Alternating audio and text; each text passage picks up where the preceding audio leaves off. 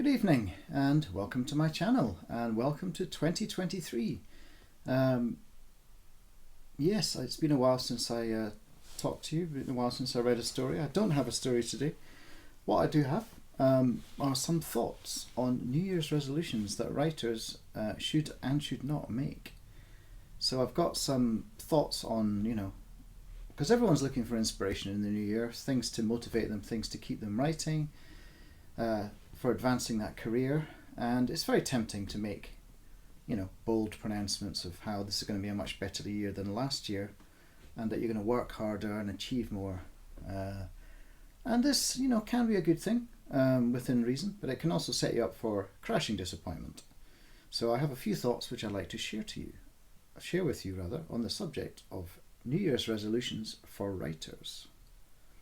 So first things first, I would suggest that you should avoid any resolutions that you can't keep because the outcome is dependent upon others. So things like, I'm going to get my first novel published. You have no control really over whether your submission happens to reach the right desk, the right editor's desk, even if you have an agent, that is, or if you're submitting straight to small publishers, whether it gets to the right person without an agent.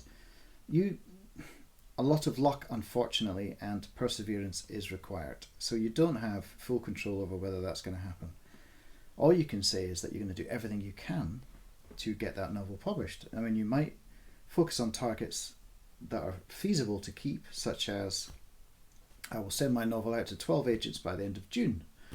Or, maybe that you might complete the first draft of your manuscript by the end of the year. So those are things, tangible, concrete outcomes that you can achieve if you set your mind to it. That's a reasonable target to set. If you're setting targets, make sure they are realistic. Don't say, I'm going to write 100 short stories in this year, or I'm going to get 20 poems published. Those are grand, ambitious targets. Maybe you'll achieve that, it's possible. But it's better to be ambitious, but also temper that with some realism. Let's be honest, we all procrastinate, we all fail to live up to our expectations now and again. And are you really going to change your personality overnight to the extent that you radically behave differently in 2023 than you did last year? Probably not. So, don't add difficult writing ambitions and targets to all sorts of other resolutions that you may have made about your life in general. So don't say, I'm going to eat healthier, exercise more, I'm going to write more, I'm going to socialize with my good friends. If you make a massive wish list of behavioral changes, it's going to be unfeasible, and you're going to get so demoralized by your failure to live up to those ambitions that you'll just give up on the whole project. So pick a couple of personal interventions and then try and stick to them. So here's a couple of things that here's just a few examples of things you could say. You could say, in 2023, I'm going to complete more work.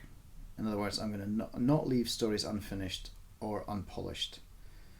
So I'm not going to write a short story and leave it at a first draft without going through it. Or I'm not going to get 3/4 of the way through a story and just not finish it. You could say, I'm going to send more work out. You could set a target like 5 submissions a week of short stories, or 5 submissions to agents a month. You could set another kind of target, a productivity target, like something like, I'm going to write for 5 days per week.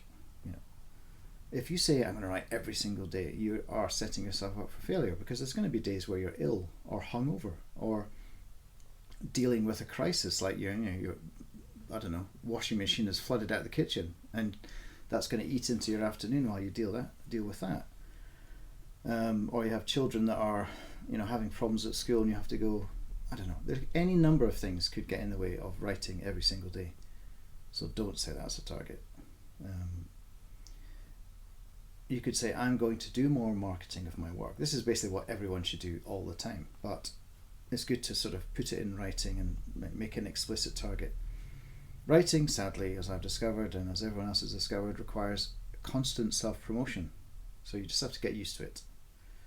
One little tip I will say is look for podcasts. If you're writing, especially if you're writing non-fiction, there are loads of podcasts that will probably deal with your area of interest, whether it's history or, in my case, running or travel or, you know, whatever you're writing about, there will be podcasts on that subject. And if you're published, or if you have at least written a very interesting book, you may find there are people who are quite, you know, interested in talking to you about that idea and will effectively promote your work to their perhaps thousands, tens of thousands of listeners.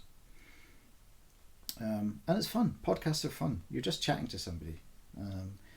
They're very rarely structured in any intensive way. You know, it's not like a television interview where, you know, you've got 5 minutes of airtime to get all of the main points you want to express out.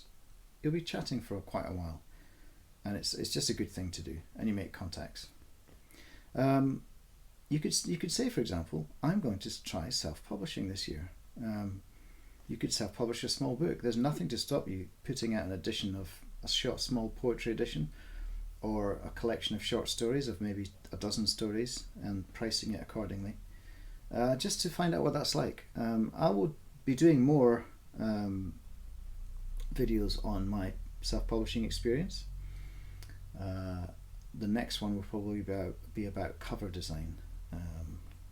Anyway, I would heartily recommend, if you haven't considered it, but you've got a lot of material that's simply not being published, and you feel you believe in it and that there are readers for it, consider self-publishing. And the last example I gave of something that you could set as a New Year's resolution would be to try a new format or subject or genre. So if you're not used to writing short stories, give it a go. If you have never attempted to write a story about you know, an adventure story, then try that. Try and write something in verse. It doesn't matter what you've tried and what you haven't tried. There's always room for experimentation and learning new things. So that's a good resolution to set. And there's not time, you know, that you're not saying I'm going to do it every week or every month, or I'm going to write 100 pages of verse in the year. You're just saying there's an experiment or an experience you're going to have at some point in the year. Resolutions in general should be easy enough to keep, but challenging enough to further your ambitions, your career, you know, what you want to achieve. And the last thing I would say is, if you fail from time to time, as we all do, don't beat yourself up over it. I'm not saying you should just give yourself a pass every time you don't fancy doing the thing that you've said you're going to do, but, you know, there will be days when it's just not feasible, when it, you know, the muse does not descend with wisdom and inspiration. And celebrate your successes. You know, when you get something published, tell people. You know, absolutely put a post on social media. Have a drink or whatever else you do to celebrate. You know, just do something to mark that occasion. It's an amazing moment. And vitally, hardly bears saying, but sometimes it's easy to forget, enjoy your writing. Enjoy the process of writing, creating stories. It's one of the most amazing universal experiences that humans have, and it's one of the oldest professions. I was going to say, that sounds a bit wrong, but you know what I mean. Anyway, so those are my thoughts, such as they are, on New Year's resolutions for writers. You're welcome to contribute to this discussion by putting some comments below, and of course, and I'm going to say it again, subscribe, please. And if you like this video, share it and hit the like button, all those lovely things that help the algorithm find me and distribute my work to other people who might find it helpful. And I will be back with another short story very soon. So, goodbye.